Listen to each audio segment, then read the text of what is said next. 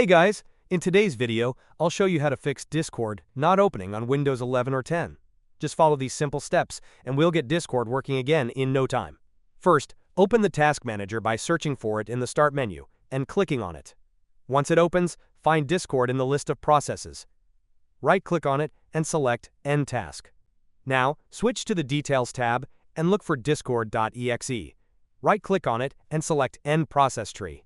Next, click the arrow in the bottom right of your taskbar. Find Discord, right-click on it, and select Exit. Now, try reopening Discord to see if the issue is fixed. If Discord still doesn't open, search for Check for Updates in the Start menu and click on it. Then, click Check for Updates and install any pending updates. After updating, restart your computer and check if Discord opens.